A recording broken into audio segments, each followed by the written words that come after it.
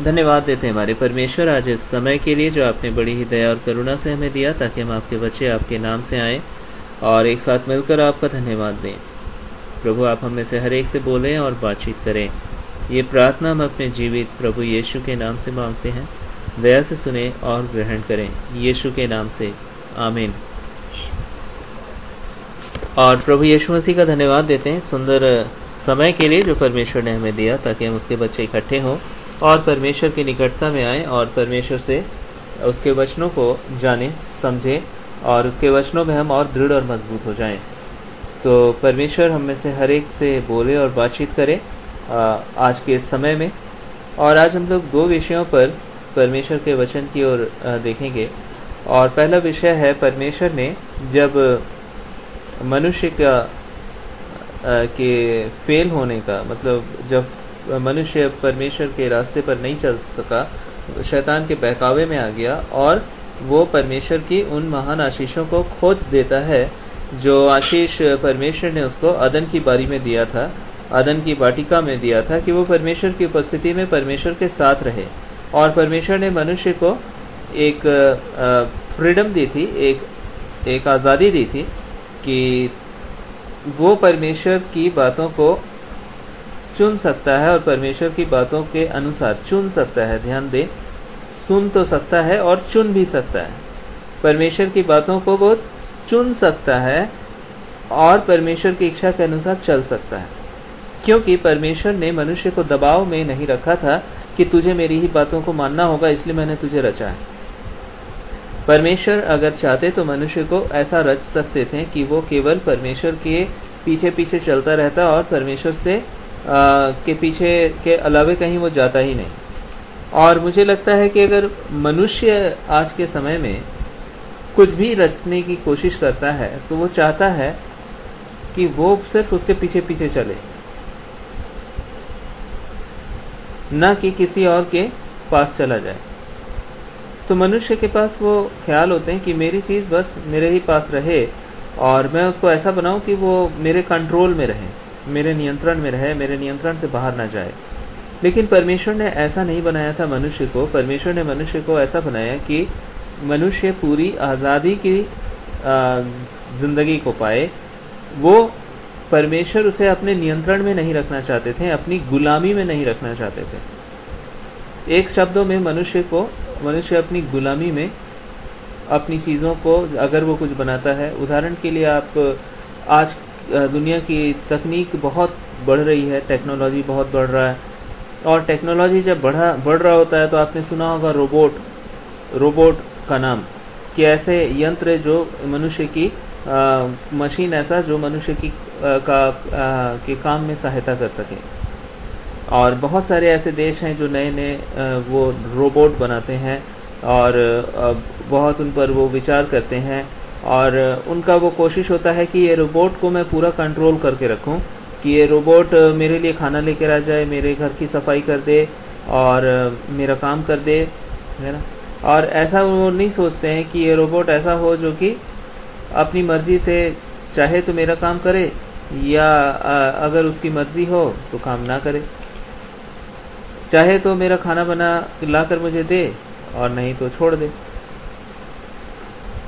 तो आप सोचेंगे तो फिर क्या फ़ायदा उस मशीन को बना के, क्यों बनाया मशीन को, बेकार अपना समय बर्बाद कर रहा है। तो परमेश्वर ने मनुष्य को ऐसा नहीं बनाया। मनुष्य जब हम और आप कुछ चीज़ों को सोचते हैं बनाने के लिए तो हम चाहते हैं कि वो मेरी सेवा में लगा रहे, मेरे नियंत्रण में रहे, मेरी गुलामी करे। उसे मैंने अपने पर्पस के लिए बनाया है कि मैं जो चाहूँ वो करता रहे। जैसे कि बहुत सारे ऐसे आप उदाहरण ले सकते हैं अपने जीवन में। लेकिन परमेश्वर ने मनुष्य को जब बनाया तो परमेश्वर के ख्याल ऐसे नहीं थे। बाइबल क्या कहती है कि परमेश्वर ने मनुष्य को अपने स्वरूप और अपनी समानता में बनाया, अपने स्वरूप और अपनी समानता में बनाया। परमेश्वर ने मनुष्य को नहीं चाहा कि मनुष्य परमेश्वर के हाथों का खिलौना बन के रह जाए। परमेश्वर चाहते थे कि मनुष्य अपने इच्छा और अपनी मर्जी के हिसाब से अपने जीवन को जिए। परमेश्वर का धन्यवाद हो। ये है परमेश्वर की महानता, ये है परमेश्वर का हम कह सकते हैं बड़प्पन, कि परमेश्वर ने एक ऐसे मनुष्य को बनाया जो परमेश्वर के स्वरूप और समानता में जीवन को जिए। अब आप सोच सकते हैं परमेश्वर ने ऐसा क्यों बनाया मनुष्य को। आप अगर अपने जीवन में आप अपने माता से, अपने पिता से, अपनी पत्नी से, अपने बच्चों से प्रेम करते हैं, अपने दोस्तों से प्रेम करते हैं, तो आप समझ सकते हैं कि वो प्रेम में स्वतंत्रता होती है। कहने का अर्थ है कि एक व्यक्ति जिसका दिमाग खराब है, जो निर्णय नहीं ले सकता है कि मैं किसको प्रेम करूं और किससे नफरत करूं, और सिर्फ आप उसके पास जाते हैं और वो कहता है कि हाँ मैं तुमसे प्रेम करता हूं, जबकि उसको प्रेम करने की क्षमता, मतलब उसको बनाया ही ऐसा कर दिया है कि वो आपसे प्रेम करेगा। आपने देखा होगा कई एक जादू मंत्र और तंत्र वाले लोग जो शैतान के द्वारा इन कार्यों को करते हैं कि उसके ऊपर ऐसा जादू कर दिया कि अब वो अपना होश हवास खो बैठा और अब तो बस उसी के पीछे चल रहा है जिसके पीछे उसको चलने के लिए उस दुष्ट आत्माओं ने मजबूर कर रखा है। आपने देखा होगा ऐसे बहुत सारे उदाहरण, आप जो ट्रेन में, बस में अपनी मनचाही इच्छा से आप शादी कर लें और अपनी तरह से, मतलब कुछ भी ऐसी चीज़ें जो आप चाहते हैं वश कर लें, तो ये प्रेम नहीं है। जिस दिन उस व्यक्ति को होश आएगा वो बोलेगा अरे ये क्या, ये तो मैं जानता भी नहीं था कि मैंने क्या किया, मैं तो इससे प्रेम कर रहा था और असल में तो मैं प्रेम नहीं कर रहा था, मेरा तो दिमाग ख़राब कर दिया था इसने, इसीलिए मैं चाहता नहीं था फिर भी इससे प्रेम करने लगा, और असल में वो मेरा प्रेम नहीं था, ये उसकी बदमाशी थी जिसने मेरे दिमाग को ख़राब कर दिया था। तो लव, प्रेम वो नहीं जो गुलामी की करवाई जाए, लेकिन अगर किसी का मन आपसे प्रेम करता है और उस वक्त वो पूरी तरह से अपने दिमागी तौर से वो स्वस्थ है। हम दिमागी तौर से स्वस्थ किसको कहते हैं? जो अपने निर्णयों को अपनी इच्छा अनुसार ले सके, सही और बुरे निर्णयों में वो भेद कर सके और वो किसी दबाव में आकर उन बातों को ना करे। और इस तरह के जब हालात होंगे और तब वो व्यक्ति, जब आप उसके पास जाएंगे और कोई कारण नहीं होगा, कोई दबाव नहीं होगा, फिर भी आपके प्रति उसके मन में प्रेम होगा और वो आपको जब देखे तो और आपसे मिले तो वो आपके लिए प्रेम से भर जाए। और वैसी स्थिति में आप उससे पूछें कि देखो मैं तो उतना, शायद आप उतने आपको लगे कि वो मुझसे क्यों प्रेम करेगा, मेरे पास तो बहुत पैसा नहीं है, शायद मेरे पास उसके ऊपर कोई दबाव नहीं है, लेकिन उन तमाम चीज़ों के बाद भी वो कहे नहीं, मेरे मन में पता नहीं तुम्हारे लिए बहुत प्यार आता है और मैं तुमसे बहुत प्रेम करता हूँ। और उस समय आप ऐसी परिस्थितियाँ आ जाएं जबकि बहुत बुरी परिस्थिति हो उस व्यक्ति के जीवन में और वो हर एक वजह हो कि वो आपको छोड़ के चला जाएगा तो अच्छा रहेगा, लेकिन फिर भी वो जाता नहीं है, अपने जीवन के हर गम दर्द को वो सह लेता है, लेकिन उसको आपका साथ अच्छा लगता है और वो आपको फिर भी अपने पास देखना चाहता है और वो हर एक मुसीबतों का सामना कर रहा होता है, लेकिन आपको छोड़ना नहीं चाहता। आपके लिए अगर वो आपको छोड़ दे तो बड़ा आराम से रह सकता है शायद, लेकिन वो हर मुसीबत को झेल रहा होता है, लेकिन आपको छोड़ना नहीं चाहता, थामे रखता है।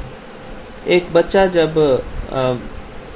बच्चे की जब बहुत ज़्यादा खर्च शुरू हो जाता है, पढ़ाई लिखाई शुरू हो जाता है, उसके पिताजी उसके साथ रह सकते हैं दिन भर, लेकिन हमारे मध्य भी अभी ऐसे पिता हैं जिन्होंने अपने बच्चों से दूर रहना चुना ताकि उन बच्चों के लिए वो उस धन का प्राप्त कर सकें जिससे कि वो बच्चों से दूर रहें, लेकिन उनके बच्चों को उचित लालन पोषण और उनको अच्छी शिक्षा और उनको अच्छा जीवन मिल सके। वो बच्चों से प्रेम करते हैं, लेकिन उन्होंने त्याग किया कि वह अपने परिवार और अपने खुशियों को और अपने घर को अब महीने में, साल में कभी कभार मिल पाते हैं, लेकिन फिर भी वो अपने बच्चों के लिए इस त्याग को करने के लिए तैयार हैं।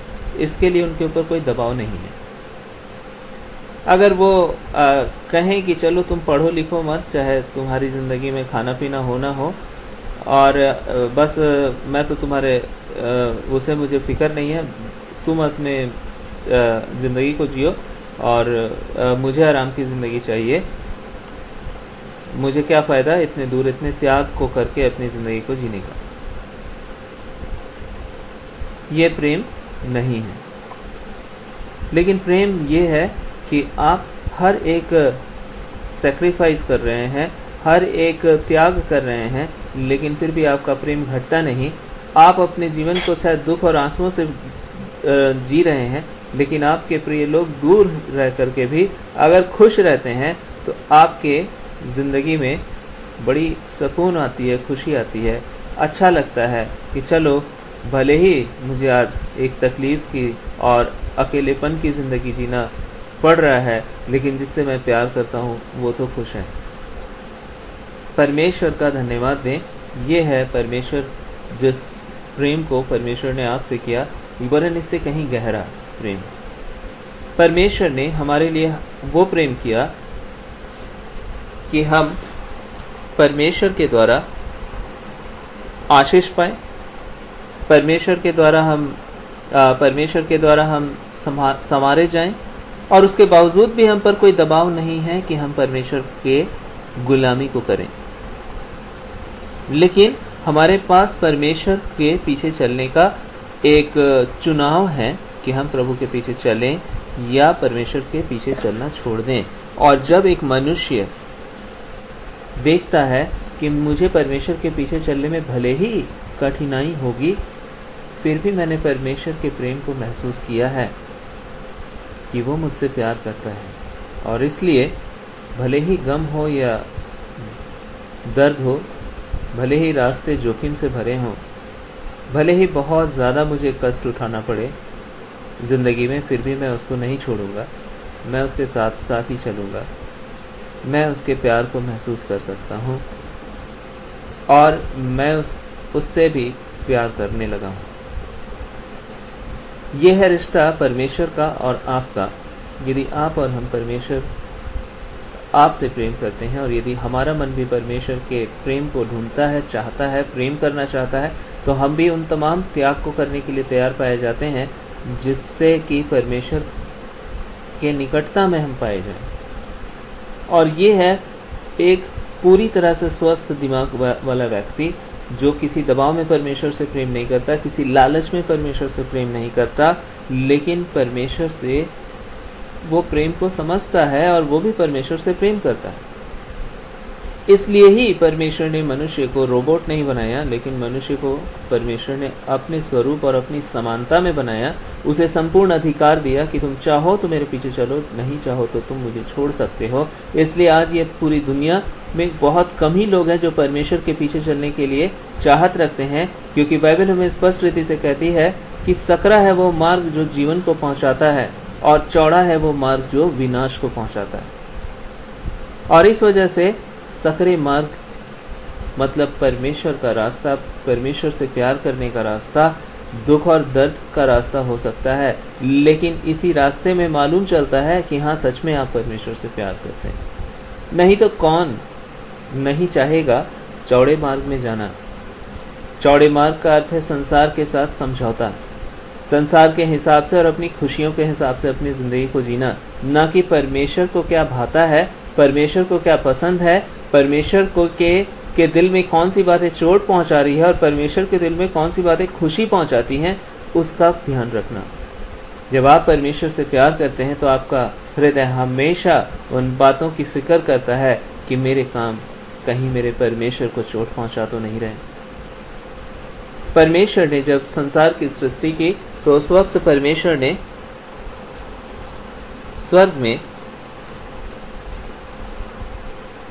परमेश्वर ने 3 प्रधान स्वर्गदूत बनाए जब उन्होंने स्वर्ग को बनाया। और उस समय 3 प्रधान स्वर्गदूतों में परमेश्वर ने एक का नाम जिब्राइल, दूसरे का नाम मिकाएल और तीसरे का नाम लूसीफर रखा।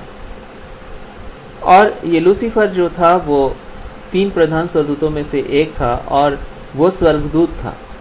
ये हमें पूरी अच्छे तरह से समझ में आना चाहिए कि वो स्वर्गदूत था, वो कोई जीव जंतु नहीं था, वो मनुष्य नहीं था, वो स्वर्गदूत था और प्रधान स्वर्गदूतों में से एक था। अब ये प्रधान स्वर्गदूत जब था तो उसके अंदर में बहुत सारे स्वर्गदूत थे और परमेश्वर का वचन कहता है कि 1/3 स्वर्गदूतों को उसने अपने साथ मिलाया। उसके पास भी ये क्षमता थी कि वो अपने निर्णयों को ले सके। और परमेश्वर का वचन ऐसा नहीं कहता है कि परमेश्वर ने अपने स्वरूप और अपनी समानता में स्वर्गदूतों की रचना की। परमेश्वर ने मनुष्य को ऐसा रचा, लेकिन परमेश्वर ने स्वर्गदूतों को भी समझ और बुद्धि दिया जिससे कि वो और निर्णय लेने की क्षमता दी। और यहाँ तक कि बाइबल बताती है कि वो सेवा करने के लिए, मतलब परमेश्वर के कार्यों को करने के लिए विभिन्न प्रकार के परमेश्वर के स्वर्ग के कार्यों के ऊपर वो नियुक्त किए गए, लेकिन उनके पास भी वो क्षमता थी कि वो निर्णय ले। और उनमें से जो प्रधान स्वर्गदूत एक लूसीफर था, 3 में से एक, उसने निर्णय लिया कि नहीं, मैं परमेश्वर के साथ नहीं जाऊंगा, वरन मैं परमेश्वर से भी अलग होकर अपनी परमेश्वर के स्थान को मैं ले लूंगा। और इसके लिए उसने 3 अपने साथ 1/3 स्वर्गदूतों को मिला लिया। और स्वर्ग में जितने स्वर्गदूत थे, लाखों की संख्या में, हजारों की संख्या में स्वर्गदूत थे, उनमें से 1/3 को मिलाया और उनको बहका करके अपने पीछे चलने के लिए उनको तैयार कर लिया।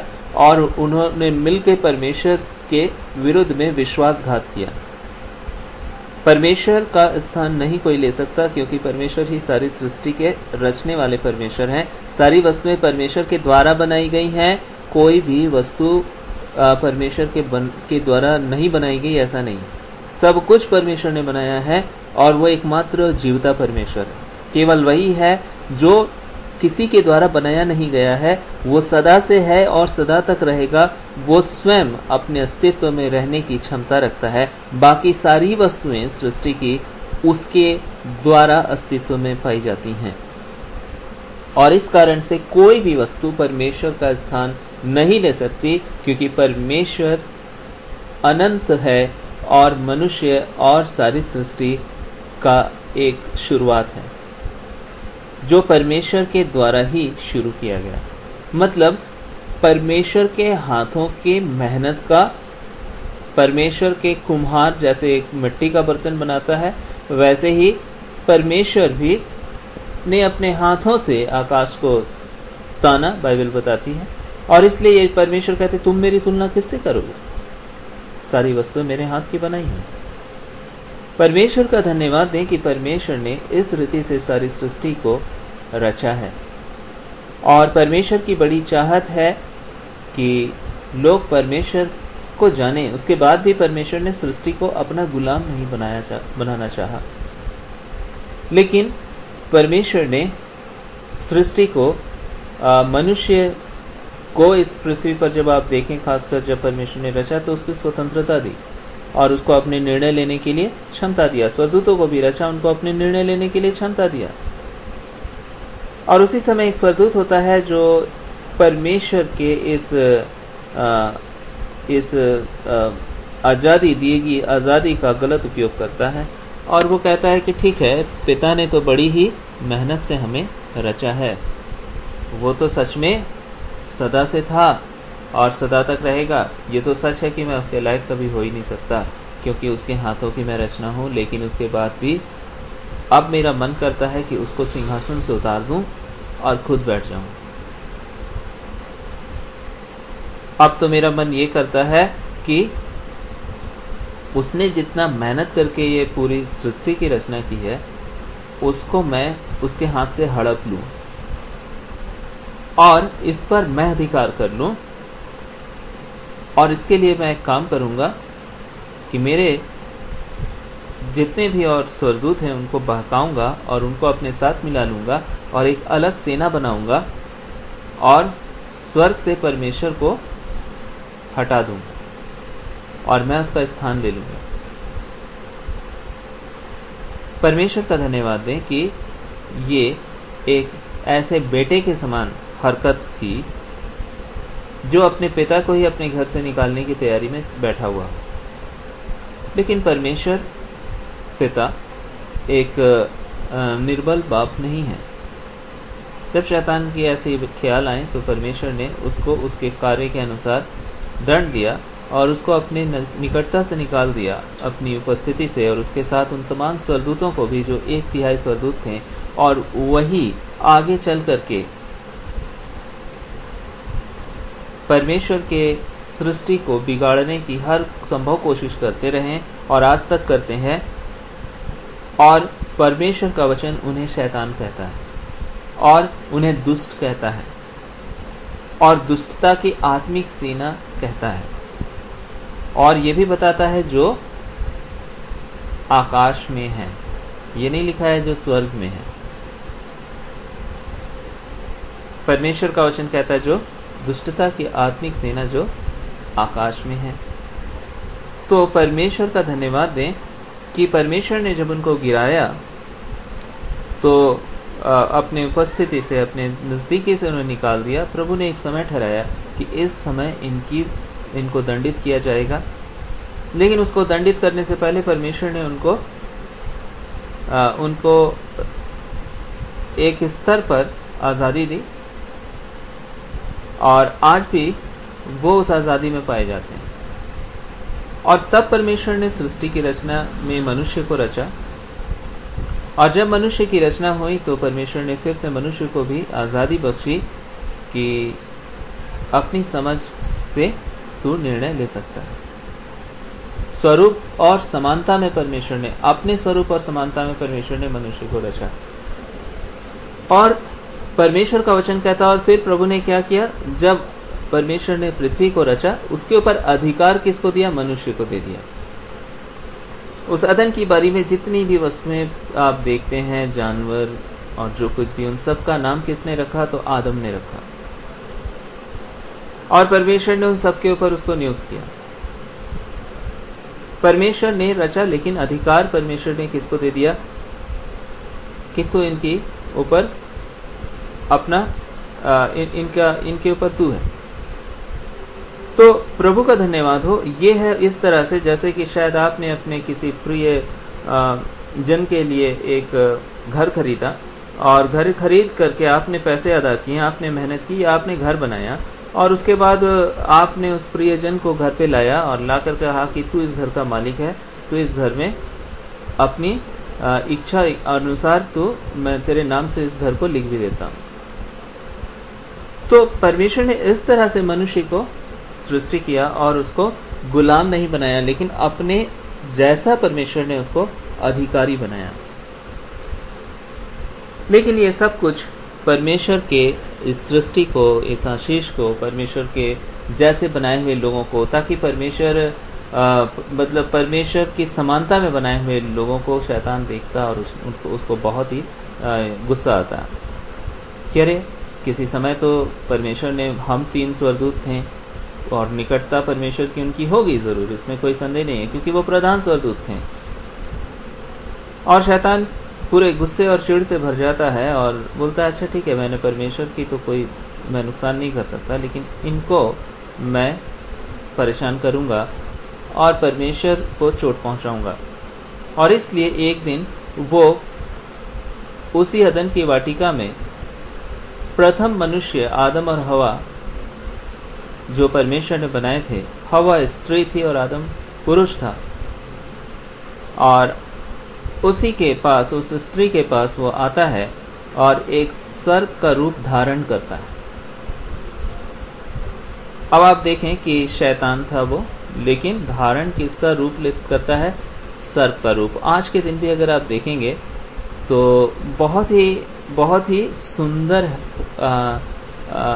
शरीर होता है एक सर्प का, जिसमें चमक होती है और बहुत कलरफुल होता है वो, बहुत ही रंगों से भरा होता है वो। अगर वो विषैला नहीं होता तो शायद लोग उसको अपने घरों में सजाने के लिए भी रख सकते थे। लेकिन अगर उसकी तुलना आप अगर अन्य रेंगने वाले जंतुओं से करेंगे तो शायद आपको लगेगा, डर लग जाएगा, आपको देख करके बुरा लगेगा बाकी चीज़ों को। लेकिन आज सांप से लोग डरते हैं इसलिए है क्योंकि वो विषैला है, और नहीं तो वो बहुत ही देखने में आकर्षक है। और इसलिए शैतान ने चुना उन दिनों में, क्योंकि मनुष्य का कोई हानि कोई भी जीव जंतु नहीं कर सकता था, ना तो शेर ना तो सर्प। और आप सोच सकते हैं, जैसे आज आप जाते हैं और किसी वन्य जीवन में हरिण देखते हैं और बहुत सारे सुंदर सुंदर जीव जंतुओं को देखते हैं, पक्षियों को देखते हैं, और आप कहते हैं कितनी सुंदर सृष्टि है, कितना खूबसूरत है ये, आपका मन आनंदित होता है। तो शायद उन दिनों में सर्प को भी देख करके मनुष्य को अच्छा लगता होगा कि अरे ये कितना सुंदर, देखो परमेश्वर ने इसको बनाया है। और उसी समय इस वजह से वो बाकी अन्य किसी का शरीर धारण नहीं करता, लेकिन सर्प का शरीर धारण करता है। और परमेश्वर का वचन कहता है कि वो सर्प का रूप, वो सर्प के तौर से हवा के पास आता है और उसको बहकाता है। और जब उसको बहकाता है तो वो उससे बातचीत करता है और उसको कहता है कि तू स्त्री, तू क्यों इस फल को नहीं खा रही है जिसको परमेश्वर ने तुझे मना किया है। यो इसलिए तुझे मना कर रहा है क्योंकि तू अगर जिस दिन खा लेगी इस फल को, उसी दिन तू परमेश्वर के तुल्य हो जाएगी। और आप और हम अच्छे से समझ सकते हैं, परमेश्वर के तुल्य होने के लिए, परमेश्वर के बराबर होने के लिए मनुष्य को भी किसी के द्वारा रचा जाने हुआ नहीं होना चाहिए, क्योंकि परमेश्वर को किसी ने नहीं रचा। मनुष्य को भी सबसे प्रथम होना चाहिए, क्योंकि परमेश्वर सबसे प्रथम है, परमेश्वर से पहले कोई नहीं था। तो परमेश्वर की तुलना तो हम किसी से कर ही नहीं सकते।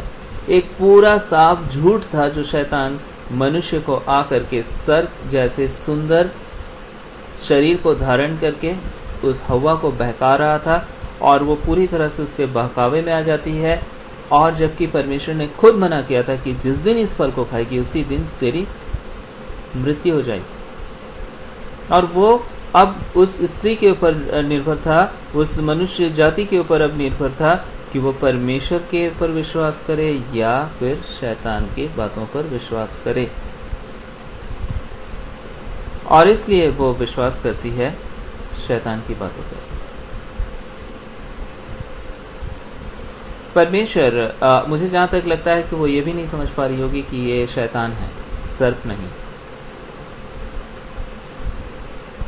उसे ये समझ में आ रहा होगा कि ये शैतान है, ना कि कोई सर्प नहीं।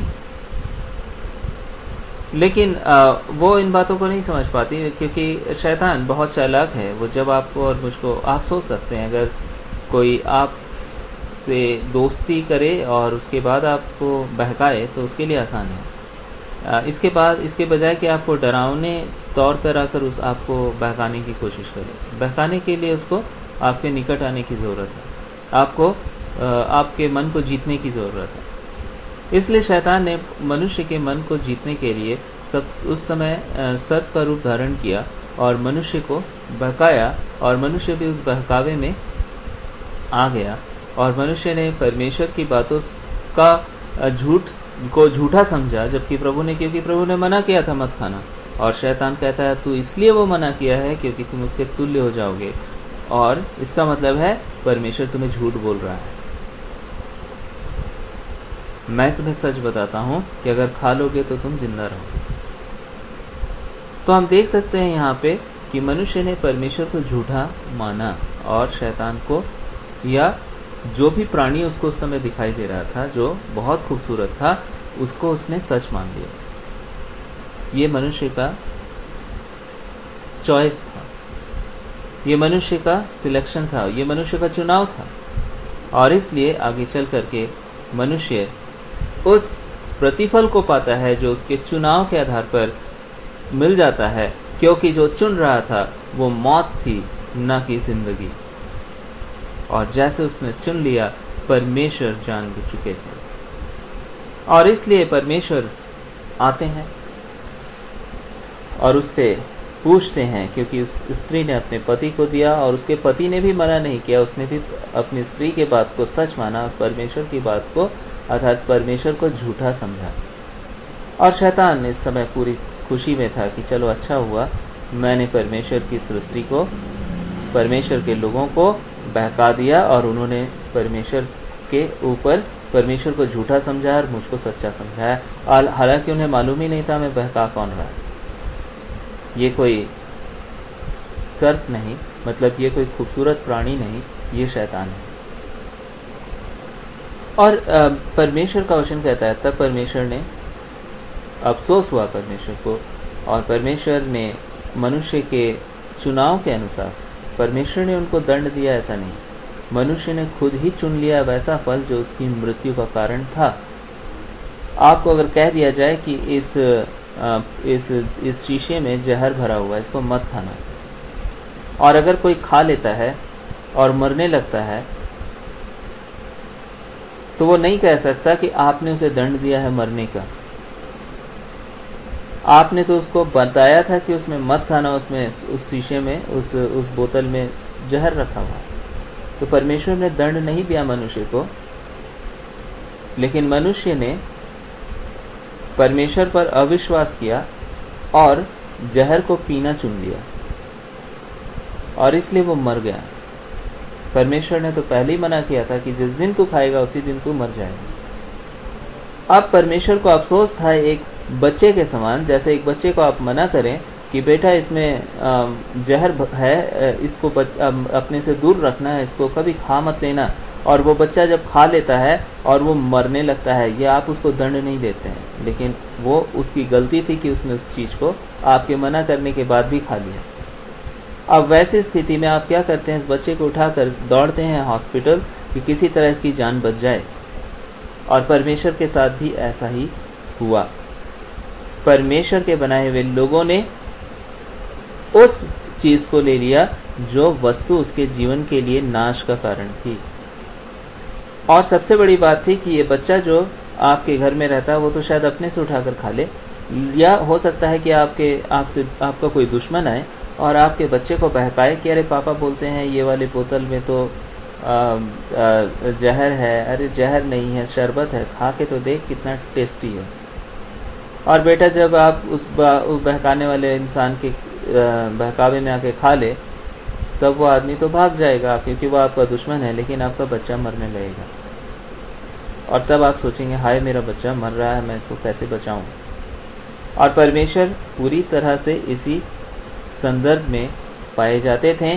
परमेश्वर ने मनुष्य को दंड नहीं दिया, लेकिन मनुष्य ने खुद ही विष को परमेश्वर के मना करने के बाद भी ले लेना चाहा अपने चुनाव के आधार पर। और प्रभु का धन्यवाद दें, उसके बावजूद भी परमेश्वर ने मनुष्य से प्रेम किया। परमेश्वर ने मनुष्य से प्रेम किया और परमेश्वर ने बता दिया कि अब तू इस आशीष से दूर हो जाएगा, क्योंकि जो तूने चुना है वो तुझे परमेश्वर की उपस्थिति से दूर कर देगी। अब तू मर जाएगा, क्योंकि उसने मृत्यु को ही, उसने विष को चुन लिया, क्योंकि जबकि परमेश्वर ने उसको मना किया था। परमेश्वर ने मनुष्य को दंड नहीं दिया, लेकिन मनुष्य ने दंड को चुन लिया। अब परमेश्वर पूरी कोशिश में है कि किस तरह मेरा बच्चा वापस इस विष को पी चुका है, मैं इसको कैसे बाहर निकालूं। और उधर वो शैतान बड़ी खुशी में पाया जाता है कि चलो आपने तो बड़ा चाहत से दुनिया बनाया रखा था, देखिए मैंने कैसे आपकी दुनिया को बर्बाद कर दिया। और अब जब ये आपसे दूर चले जाएंगे, इस स्वर्ग की उपस्थिति से मृत्यु की लोक में पहुंच जाएंगे या मृत्यु वाले दुनिया में रहेंगे, मैं इन पर रूल करूंगा, मैं इनको अपने कंट्रोल में लूंगा, मैं इनको बहकाऊंगा। और तब से वो शैतान आज तक मनुष्य को परमेश्वर से दूर होने के कारण अपने नियंत्रण में लेने की पूरी कोशिश करता है। वो मुझको और आपको भी अपने नियंत्रण में लेने की पूरी कोशिश करता है। लेकिन परमेश्वर का धन्यवाद दें कि परमेश्वर ने मसीह यीशु में होकर फिर से इस मृत्यु लोक में आने का निर्णय लिया और इस मौत से भर गई दुनिया को परमेश्वर यीशु ने अपनी जान की कुर्बानी दी, ताकि हमारे पापों के दंड को उस क्रूस पर उठाए और हमें दंड से छुड़ा ले। मतलब हमारे जो विष था, हमने जो गलत चुनाव किया, हमने जो मौत की चीज़ें चुन ली थी, उस तमाम विष को, उस तमाम दंड को उन्होंने उस क्रूस पर ले लिया और उसको समाप्त कर दिया। और अब जो उस पर विश्वास करता है, फिर से जो चुनता है यीशु मसीह को, जो चुन लेता है यीशु मसीह को, जो यीशु को चुन लेता है अपने जीवन में अपने प्रभु और उद्धारकर्ता के रूप में, परमेश्वर उसे फिर से जीवन दे देते हैं।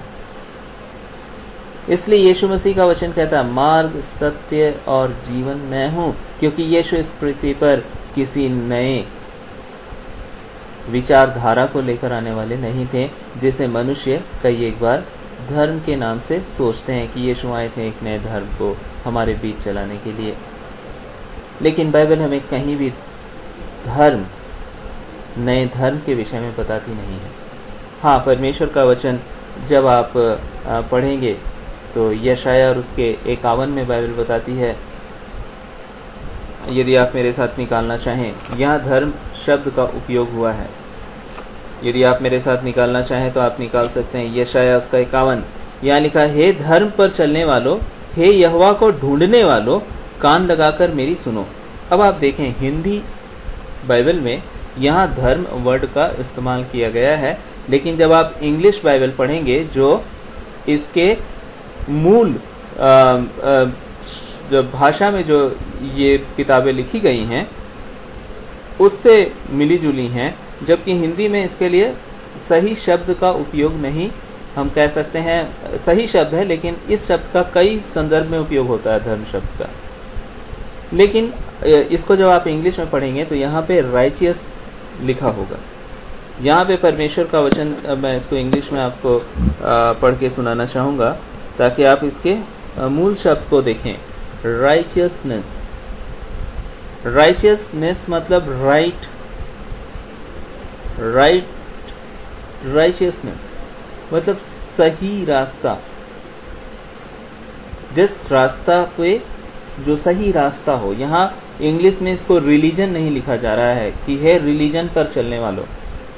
रिलीजन जो है वो हमारे हिंदी शब्द में धर्म का उपयोग होता है, लेकिन बाइबल में इस यहाँ किसी रिलीजन के विषय में बात नहीं किया जा रहा है, लेकिन राइचियसनेस मतलब सही रास्ते पर चलने वाले लोग।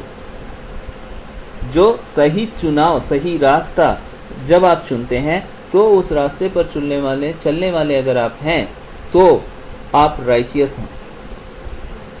और हिंदी शब्द में उसको धर्म का शब्द से उपयोग किया गया है, लेकिन अगर आप इसको सही मायने पर देखें तो पवित्रता के रास्ते पर चलना ही इसका शाब्दिक अर्थ है, जो इसके मूल भाषा का ये अर्थ कहलाता है। मूल भाषा में इसका अर्थ जो है वो पवित्रता के रास्ते पर या सही रास्ते पर चलने वाला जो जन है वही राइचियस कहलाता है। और यहाँ पे हिंदी जब इसे अनुवाद किया गया तब यहाँ इस्तेमाल किया गया धर्म शब्द का उपयोग, लेकिन हिंदी में इस धर्म शब्द का उपयोग बाइबल में इस विषय पर किया गया कि राइचियसनेस के अर्थात सही रास्ते पर चलने वाले, लेकिन सामान्य समाज में धर्म को रिलीजन के तौर से सोचा जाता है। तो परमेश्वर ने ना ही तो किसी धर्म की रचना की, रिलीजन की रचना की, और न ही तो परमेश्वर को कभी चाहत है कि वो किसी नए रिलीजन को बना दे। परमेश्वर तो परमेश्वर है और परमेश्वर ने सृष्टि की रचना की, न कि किसी धर्म की रचना, न किसी रिलीजन की उत्पत्ति। परमेश्वर ने सिर्फ, परमेश्वर को कोई लेना देना नहीं है कि आप और हम किस धर्म के मानने वाले लोग हैं। परमेश्वर को लेना देना है कि उन्होंने आपको और मुझको रचा है और हम उसके द्वारा रचे हुए उसके लोग हैं। और यदि हम सही रास्ते पर, उसके दिखाए हुए रास्ते पर चलने वाले लोग होंगे तो निश्चय हम अपने कार्यों के आधार पर उसके द्वारा प्रतिफल को पाएंगे। अगर हम सही रास्ते पर जाएंगे तो परमेश्वर के वचन के अनुसार अगर हम चलेंगे तो हम परमेश्वर के आशीष को पाएंगे, और नहीं तो परमेश्वर का न्याय हमारे ऊपर कार्य करेगा और हम दंड को पाएंगे। इसलिए देख लिया, यहाँ साफ साफ कहता है, हे धर्म पर चलने वालों, अर्थात हे सही रास्ते पर चलने वालों, हे यहोवा को ढूंढने वालों, कान लगाकर मेरी सुनो। तो आप कैसे सही रास्ते पर चल सकेंगे अगर आपको कोई सही रास्ता बताए तो? और परमेश्वर से बेहतर कौन आपको सही रास्ता बता सकता है? क्योंकि शैतान इस दुनिया में अब भी पूरी तैयारी में है कि आपको और मुझको, जैसे उसने प्रथम मनुष्य को गुमराह किया, वैसे मुझे और आपको भी गुमराह करे। और इसलिए अगर आप चाहते हैं, और मैं चाहता हूं कि मैं परमेश्वर के मतलब सही रास्ते पर चलूं, तो हमें उस शैतान की चालाकियों से बचाने वाला कोई होना चाहिए। और आप और हम शैतान के सामने टिक नहीं सकते, क्योंकि वो एक प्रधान स्वर्गदूत है। उसके पास बहुत समझ और बुद्धि परमेश्वर ने दिया था। यदि आप और हम आज रुकना चाहते हैं, बचना चाहते हैं, तो हमें उससे कहीं अधिक सामर्थी परमेश्वर की निकटता में जाना होगा। आज भी, उन दिनों में भी आदम और हवा के पास में दो चुनाव था, चाहे तो शैतान, चाहे तो परमेश्वर। अगर उन्होंने परमेश्वर का चुनाव किया होता तो आज भी वो नाश नहीं होते, लेकिन उनके गलत चुनाव की वजह से हम कह सकते हैं कि वो एक ऐसे बच्चे के समान पाए गए जिन्होंने जहरीली दवाई पी ली, और अब उसके पिता उठाकर उसे हॉस्पिटल घूम रहा है, दौड़ रहा है कि किसी तरह उसकी जान बच जाए।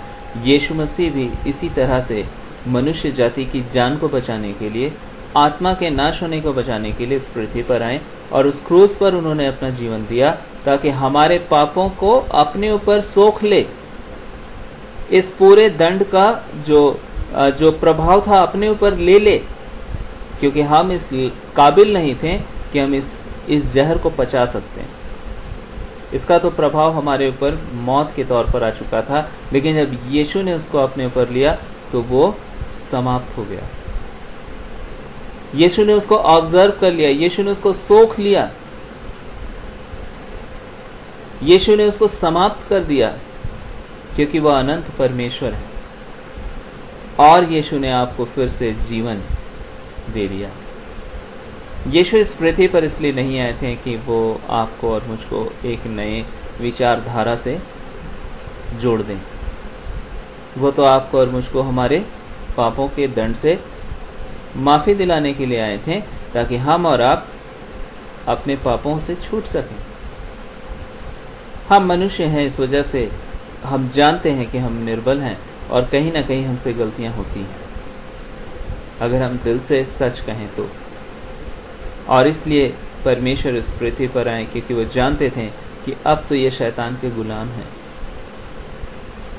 लेकिन मैं इनको आज़ादी दूंगा उस हर एक दंड को खुद अपने ऊपर लेकर, उस पूरे मूल्य को चुकाकर जो न्याय चाहता है। परमेश्वर का न्याय कीमत चाहता था। अदा करो उस दंड की कीमत को, तभी ये आज़ाद हो सकेंगे।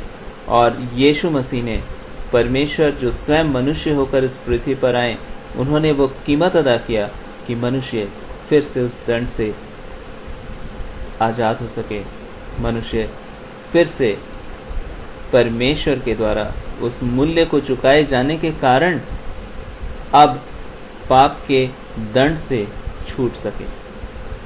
आज परमेश्वर का धन्यवाद दें, यीशु ने फिर से आपको अपने परमेश्वर की आशीष को पाने का एक रास्ता दिया है। इसलिए यीशु ने कहा, मार्ग, सत्य और जीवन मैं हूँ, मौत से वापस जिंदगी, पाप के दंड से फिर क्षमा, परमेश्वर के निकटता में वापसी,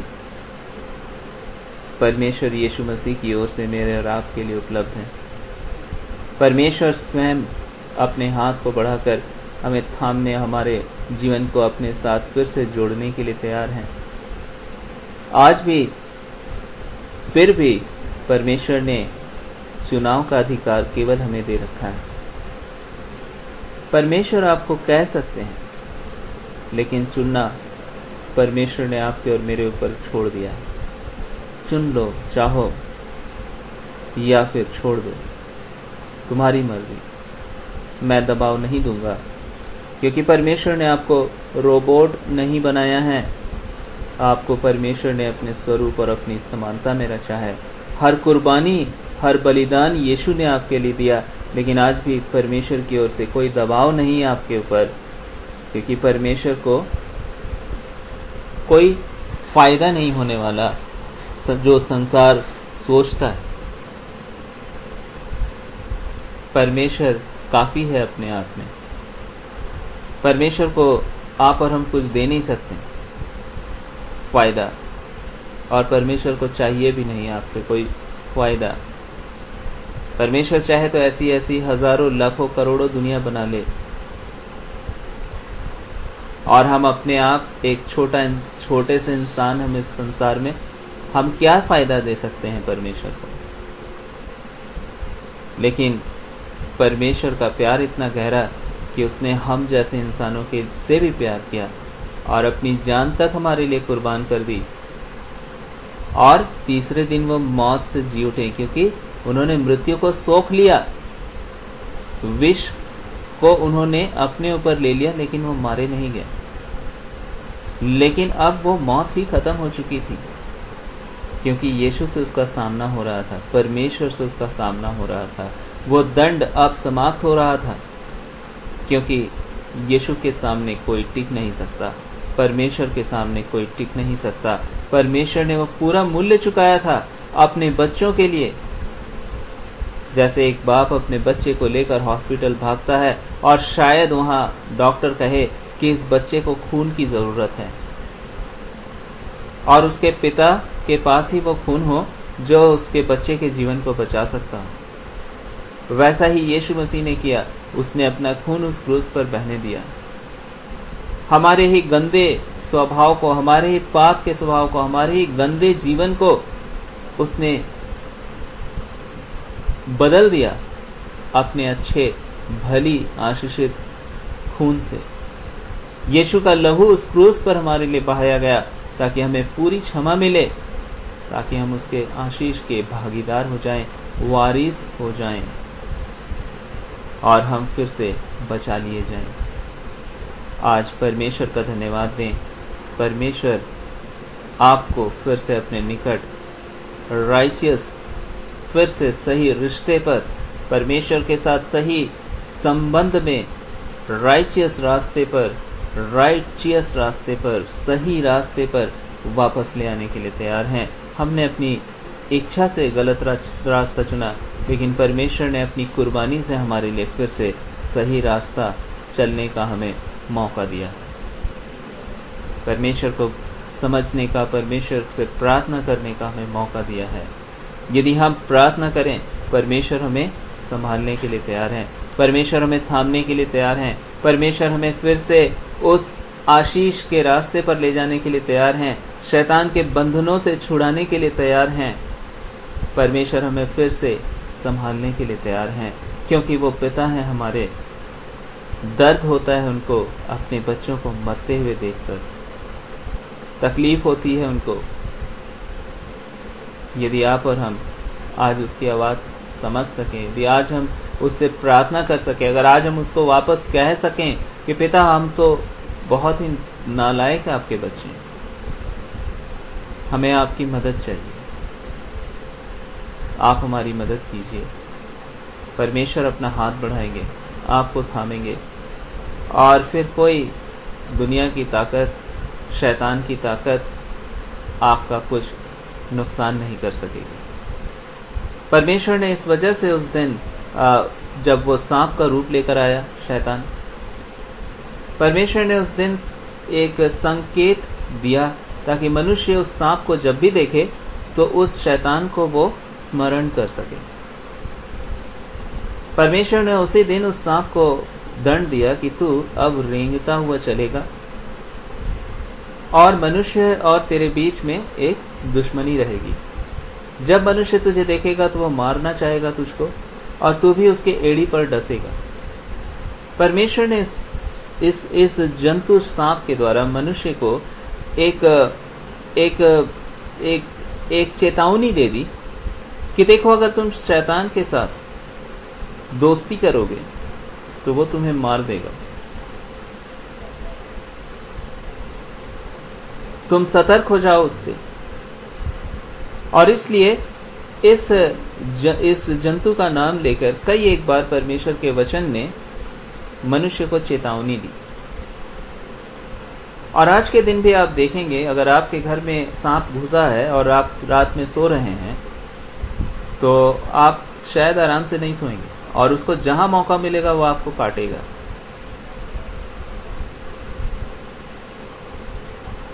शैतान इसी रीति से आपके जीवन में अगर रहेगा तो आपको बर्बाद कर देगा।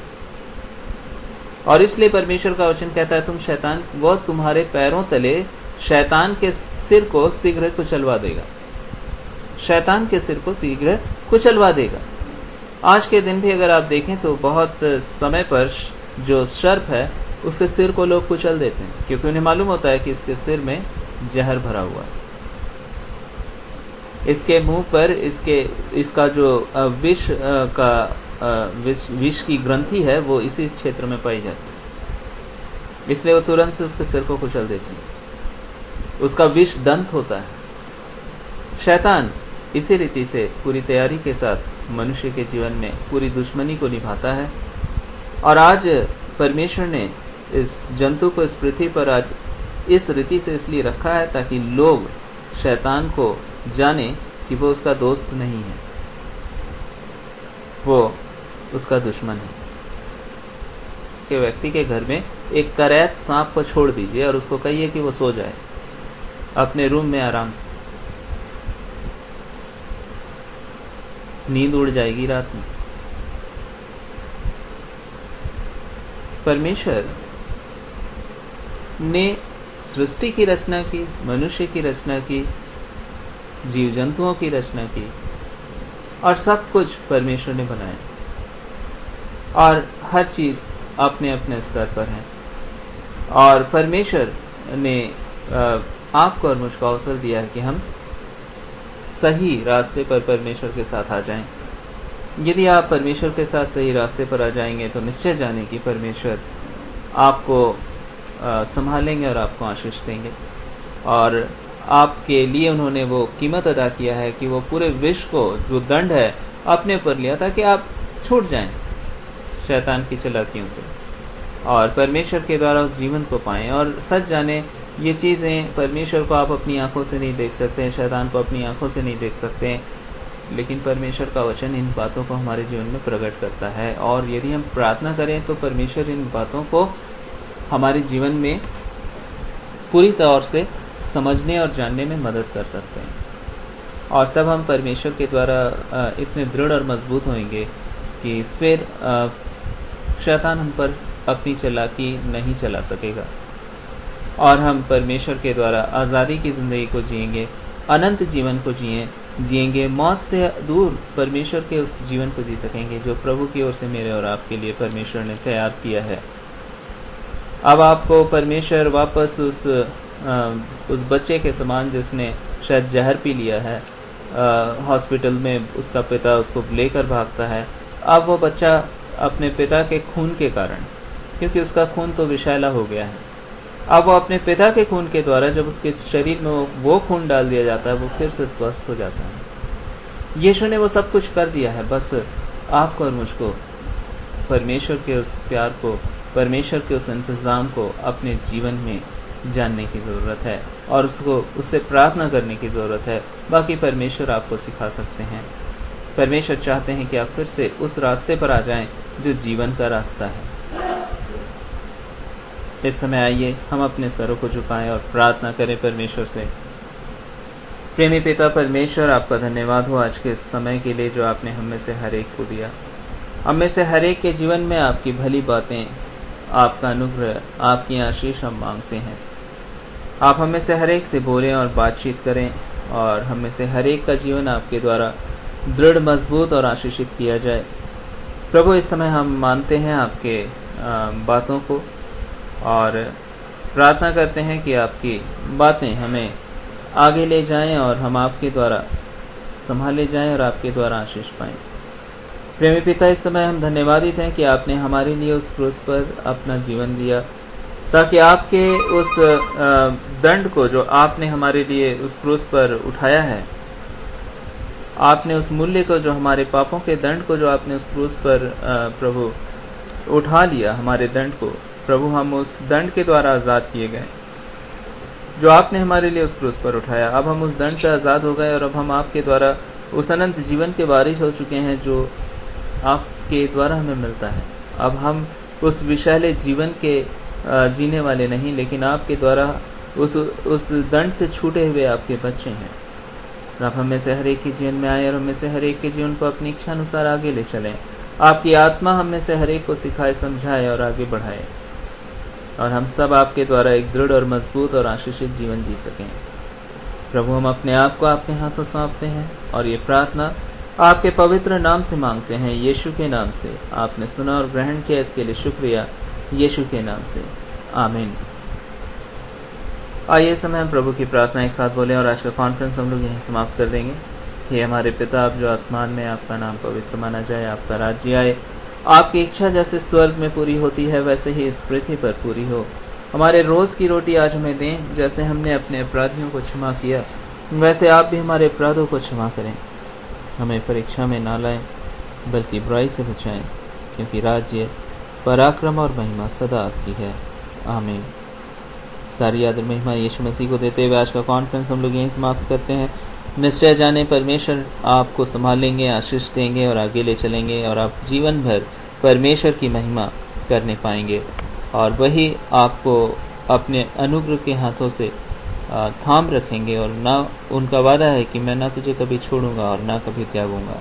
तो सारी आदर महिमा यीशु मसीह को देते हुए आज का कॉन्फ्रेंस हम लोग यहीं समाप्त करते हैं, यीशु के नाम से, आमीन। परमेश्वर को धन्यवाद दें, क्योंकि परमेश्वर ने आपको भी यह अवसर दिया है आज के दिन कि आप भी अपने पापों से पूरी क्षमा प्राप्त कर सकते हैं और परमेश्वर की इन आशीषों के वारिस बन सकते हैं। यदि आप चाहें तो आप मेरे पीछे इस प्रार्थना में शामिल हो सकते हैं। पिता परमेश्वर, आपका धन्यवाद हो कि आपने मुझसे प्रेम किया है और मेरे पापों की क्षमा के लिए आपने मसीह यीशु में होकर मेरे ही पापों की हर एक सजा को अपने ऊपर ले लिया। आपने अपने जीवन को मेरे लिए बलिदान कर दिया, अपने पवित्र लहू को मेरे लिए बहने दिया। पिता, आपका धन्यवाद हो, आपका धन्यवाद हो, क्योंकि आपने मेरी मृत्यु को भी सहा और तीसरे दिन आप मृतकों में से जी उठे, और आपने मेरी मृत्यु को भी समाप्त कर दिया। आज भी आप मेरे साथ हैं और सदा तक आप मेरे साथ होंगे। प्रभु, आपका धन्यवाद हो। आज से आप मेरे प्रभु और मेरे उद्धारकर्ता हों और मुझे आपके संतान के तौर पर जीने का अनुग्रह दें। यीशु के नाम से, आमीन। निश्चय जाने, जब आपने ये प्रार्थना की, परमेश्वर ने आपको क्षमा दिया है और यह अनुग्रह दिया है कि आप परमेश्वर के साथ उसकी संतान के तौर पर केवल ये जीवन नहीं वरन अनंत जीवन भी जी सकें। परमेश्वर आपकी सहायता करे, आपको ऐसे माध्यम दे जिससे कि आप परमेश्वर को और दृढ़ता से जान सकें और उन असीम आशीषों को इस जीवन में प्राप्त कर सकें जो केवल इस जीवन में ही नहीं लेकिन सदा तक आपके साथ बनी रहेगी। परमेश्वर आपको बहुतायत के साथ आशीष दे। परमेश्वर से लगातार बातचीत करें प्रार्थना के माध्यम से और उसके वचनों को पढ़ें और परमेश्वर निश्चय आपको अपनी समस्त भलाइयों से भरेंगे और आप परमेश्वर की आशीषों को देखने पाएंगे। यीशु के नाम से आमीन।